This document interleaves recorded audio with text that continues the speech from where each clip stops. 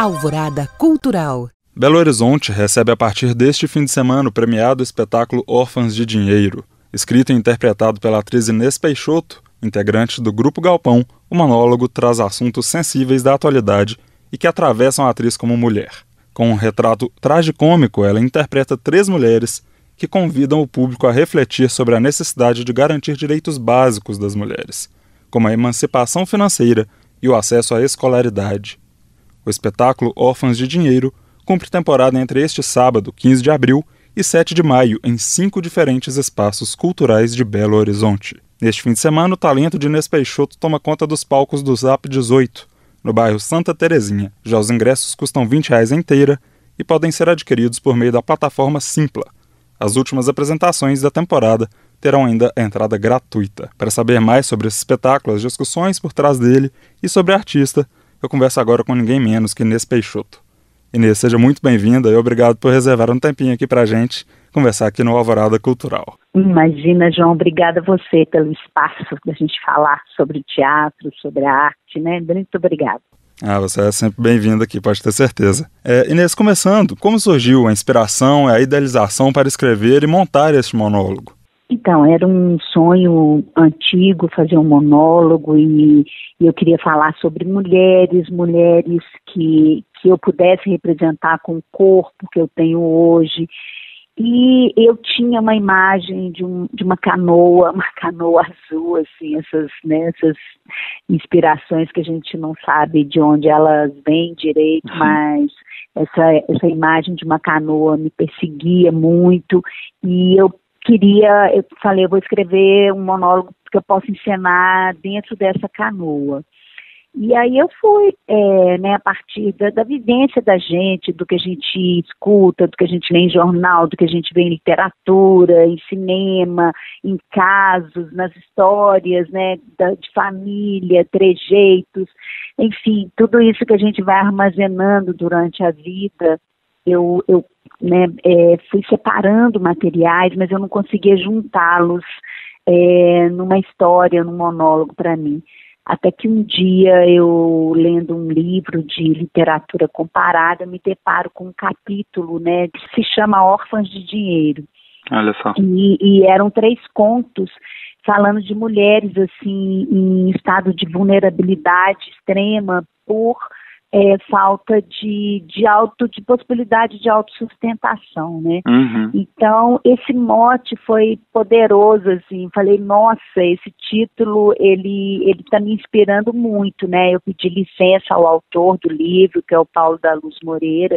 Esse livro se chama Modernismo Localista nas Américas. Aí eu falei, Paulo, nossa, esse título tá me inspirando muito, assim, acho que através dessa ideia de pegar histórias de mulheres assim com essa dificuldade de autossustentação, eu consigo desenvolver tudo que está embolado aqui na minha cabeça. Ele falou, não, pode usar esse título tranquilamente. Então, a partir disso, a partir dessa ideia da canoa, aí surgiram esses 3 relatos, né? Que legal. Eu apresento no espetáculo. Você emprestou, então, esse nome e, a partir disso, fez essas... A inspiração, né, assim, tinha uma imagem e tinham histórias, tinha algumas ideias, mas, assim, eu achei que o título, ele me ajudou demais a encontrar, a escrever essas histórias, né, porque eu escrevi esse texto e foi um processo interessante porque foram vindo histórias, elas são bem diversas, as histórias são bem diferentes, as mulheres são diferentes, né? As 3 atravessando momentos difíceis de suas vidas, mas assim, eu também fui escrevendo, como eu estava escrevendo para mim, eu fui já sentindo a embocadura, sabe? A maneira prosódia de cada personagem. Que legal. As sutilezas, né? Que eu fui construindo a partir do universo de cada uma.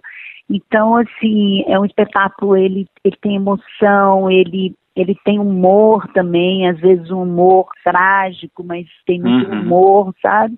Então, esse processo também passar por mim foi interessante na hora de escrever, né? Quando a história e o personagem tomam vida própria, a gente sabe que é uma história que vale a pena ser contada, né? Com certeza. É verdade, chega assim com uma verdade interessante, né? E realmente assuntos que eu tinha muita vontade de falar deles, né? E como o meu lugar assim de fala é através do teatro, né, abordar essa questão da mulher através do teatro, né, porque são questões, né, assim, pesadas, essa necessidade da gente se libertar, né, das mulheres terem a capacidade de gerirem as suas vidas, de fazerem as suas escolhas, mas assim, a gente fala disso, né, dentro desse arcabouço mesmo da ludicidade do teatro, né. A partir do momento que eu convido o público a entrar numa canoa comigo, a gente já começa de um outro lugar, assim. Começa a travessia juntos, que bacana. Isso, E você falou aí que são 3 relatos de diferentes mulheres e comentou das diferenças entre elas. Quais que são essas principais diferenças e quais são as mensagens que cada uma delas vai transmitir para o público, seja abertamente ou não?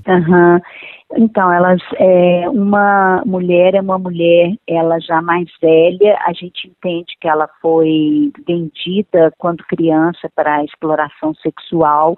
Então, nesse momento nessa travessia, ela conseguiu fugir, né, desse garimpo para qual ela foi levada.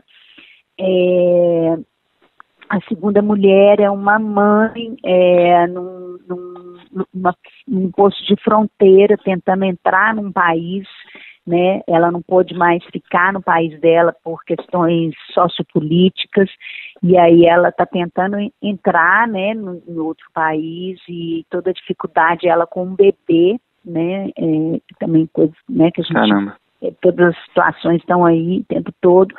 E a terceira é uma empregada doméstica num parque esperando um namorado, né? Então, a partir daquela ilusão dela ali, a gente vai entendendo assim toda a trajetória dela, né, de exploração, né, de uma mão de obra que as pessoas se colocam no direito de explorar, de não pagarem os direitos, né? Quer dizer, é uma conquista que ela está aí, que há pouco tempo foi regulamentado, que teve a obrigação da sua carteira assinada, enfim, a gente vai entendendo assim essa fragilidade de alguns lugares assim, na nossa sociedade, né, no respeito às profissões, né, então ela está ali nesse parque. Então elas são de universos diferentes, distintos,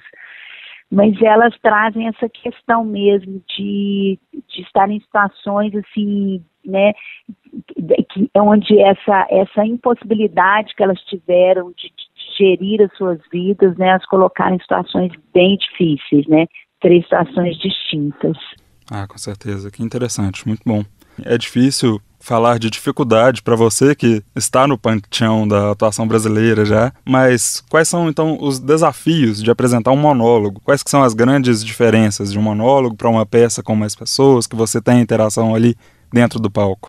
Assim, acho que, por exemplo, as dificuldades, elas são sempre, né, acho que a cada processo a gente lida com um recomeço mesmo, assim, é claro que a gente vai tendo um acúmulo de experiência, né, eu acho que eu sou uma atriz do Grupo Galpão, a gente tem um grupo que é muito forte, né, a gente tem uma força coletiva muito grande mesmo, né, mas assim, a cada ano a gente lida, a cada processo de criação a gente continua lidando assim, com todas as fragilidades que todas as pessoas passam, até porque no Galpão a gente está sempre explorando novas possibilidades, novos espaços de criação, né? A gente tem uma diversidade grande assim, no nosso repertório. E no monólogo, assim, eu estou em cena sozinha, é um projeto autoral, mas, assim, eu fiz essa concepção toda da encenação na canoa, mas eu conto com a direção do Eduardo Moreira, que é um ator do Galpão também, Uhum. um grande parceiro, que o olhar de fora para a gente é muito importante, ele, né, o olhar dele de fora para conduzir todas essas ideias, isso tudo foi fundamental. Eu conto com a parceria do Rodrigo Marçal, que fez uma luz linda, a produção da Bia, que eles todos são da equipe do Galpão, e a gente fez esse projetinho paralelamente, né? A trilha, o meu filho compôs uma trilha especial para o espetáculo, o Thiago. Então, é uma equipe enxuta, mas o teatro, ele mesmo o monólogo é coletivo. Não se faz sozinho, né? Nunca você está sozinho. E os desafios são sempre os mesmos, né?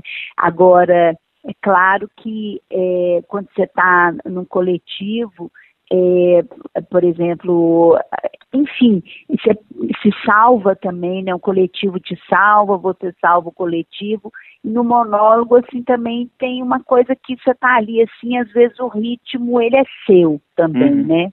Porque você tem que corresponder ao que seu corpo, ao que o seu espírito está dando conta aquele dia, né? Então, você também, digamos assim, você não vai contra um ritmo coletivo, você que vai fazer o ritmo daquela cena, é uma experiência interessante também. A gente ter a experiência do monólogo é bacana também. Imagino, com certeza. E você comentou da direção, que é assinado pelo Eduardo Moreira, que é também integrante do Galpão, né? E vocês já trabalham em projetos há algum tempo, vários projetos juntos. Mas eu gostaria de saber, assim, como é ter essa visão dele como homem e um espetáculo como esse, que trata de forma tão sensível das reivindicações das mulheres. Eduardo é um diretor muito delicado, assim, sabe? Ele escutou muito todas essas minhas inspirações, né? Ele teve um olhar muito delicado para tocar nessas histórias, e ele faz uma análise muito bonita, assim, desse espetáculo. Ele fala muito que é um espetáculo que entra pelo coração, sabe? E depois ele vai para a reflexão, né? Que é um espetáculo um espetáculo para todo mundo mesmo. E ele faz uma análise muito interessante também dessas personagens. Ele acha, ele meio que classifica elas, uma é muito visceral, né? Uma é pura emoção e a outra, ela tem uma racionalidade ali diante da dificuldade que ela está passando, né? Que essa que foge do garimpo, ela é vísceras mesmo, assim, ela está numa sobrevivência quase selvagem. Essa professora que está com a criança, né, uma ex-professora que está fugindo, né, do país, que está na fronteira, ela é bem racional, ela tem um diálogo que, numa situação muito extrema, mas ela mantém a racionalidade, e a moça do parque é completamente o coração, assim, aberto ao mundo, sabe? Então, assim, ele tocou no espetáculo de uma maneira muito, muito sensível, assim. Ah, que bacana. E os homens se emocionam muito com o espetáculo, sabe? Eu faço convite às mulheres e aos homens também, porque é muito bonito, assim, o retorno que eu tenho dos homens também, com certeza. Sabe? Quando assistem. A mensagem é muito forte, não tem como deixar alguém sem ser tocado, né? Impossível. E Inês, pra gente encaminhar pro fim da nossa conversa, outro tópico que eu não posso deixar de fora, que nessa quinta dia que a gente está gravando a entrevista, estreia nos cinemas o filme O Lodo, que você contracena justamente com o Eduardo Moreira. E o que você pode contar pra gente sobre a produção, sobre o lançamento? Qual que é a grande diferença para você entre fazer teatro, fazer cinema, TV? Como que tem sido isso?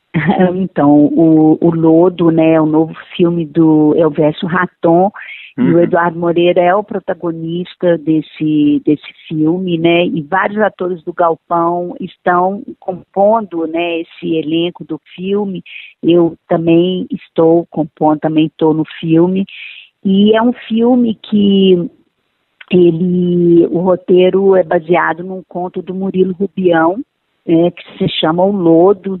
O conto também se chama O Lodo, e é história, né, de um funcionário público aqui do centro de Belo Horizonte. A Belo Horizonte está linda no filme, assim, sabe, as imagens da cidade. A cidade é um personagem também, esse personagem, né, que é o personagem que Eduardo faz, ele se chama Manfredo no filme. Ele é um cara com uma vida muito comum, assim, relações muito comuns, assim, uma banalidade bem grande na vida, assim, aquela coisa estagnada, assim, sabe, sem nenhuma coisa, assim, nada acontecendo muito fora da curva, do esperado, né, para esse cara, e aí ele começa a ter umas angústias, uma depressão, e ele vai num analista, né, um psicanalista, o Dr. Pink, e aí desencadeia todo um processo que vai conduzir o filme. É um filme muito interessante, é um cinema, assim, de qualidade, né, uma realização muito bacana do Elvésio, a equipe do filme, assim, um filme é incrível, com a fotografia do Lauro Escorel. Então o filme é cheio de qualidade, tem um humor muito especial, uma história estranha, assim, que a gente fez uma pré-estreia em São Paulo e fizemos aqui em Belo Horizonte, e a recepção do filme foi muito interessante, sabe? Eu convido todos a assistirem também o Lodo, que entra, né, nessa quinta-feira em cartaz. É isso aí, espero que todo mundo vai assistir tanto o Lodo quanto o seu monólogo Órfãos de Dinheiro. É bonito, né, os atores...